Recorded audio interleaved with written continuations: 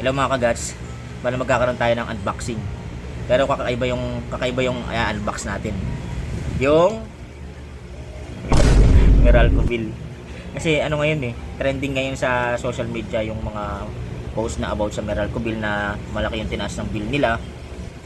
Since na sobrang init nga talaga ngayon, bale ang ang appliances namin dito sa bahay is may aircon kami, tapos may electric fan, 4. Tapos, limang electric fan, tapos aircon, ayun. Pero ano yung magdamag lang naman ang ginagamit yung aircon. Yung bill namin lagi is ganito, nagka-around, yan, ito yung January namin, 3/7/22, February 3/7, nag-around ng 3/7 lagi. Tapos March bumaba 3/2/81. Tapos nitong April nakaraan 3/5/62, almost 3/6.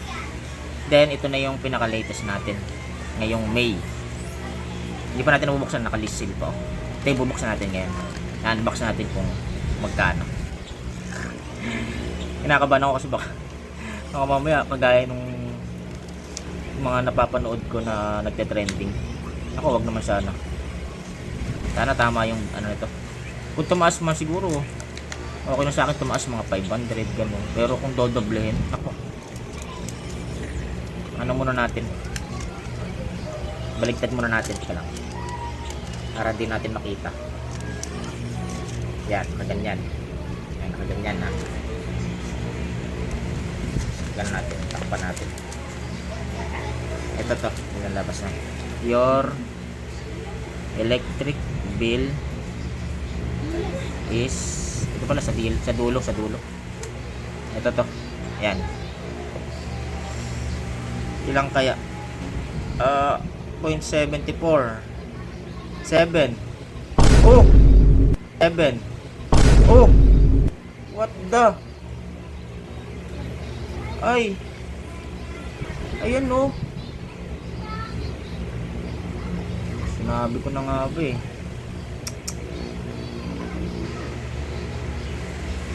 hindi ka panipaniwala to.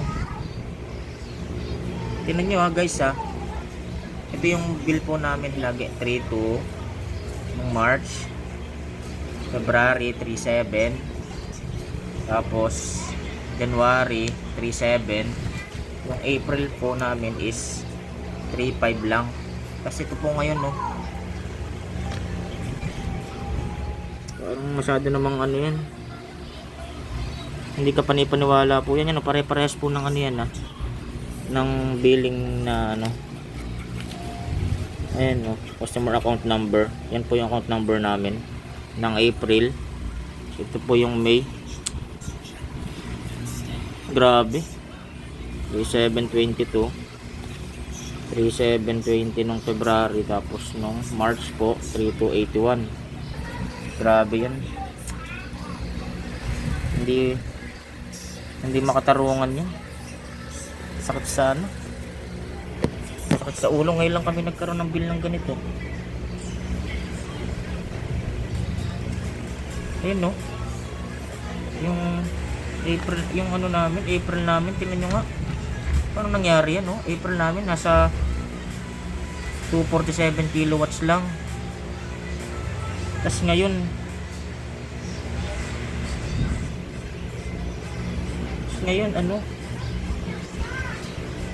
200 566 kilowatt na. Saan nila kinuha yan? Grabe naman yan. Current reading, reduce reading.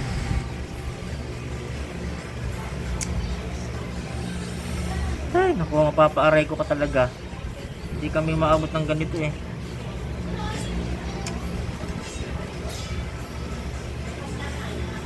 Tingnan mo, yung bill natin ng kuryente. Ha? Ang laki ng tinaas. Almost times 3. Totoo nga yung mga napapanood natin. Ay, grabe na. Ay, aray ko.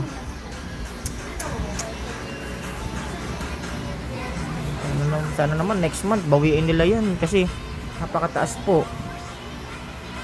Kawawa naman yung mga agaya namin mga customer, yung mga ibang mga customer na halos wala namang pambayad. Although meron naman kami pambayad, pero hindi naman po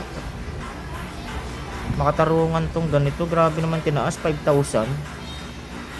Sabihin natin gumamit tayo ng aircon, pero nadagdag lang naman siya, hindi naman siya sabihin natin magdamag eh. Grabe.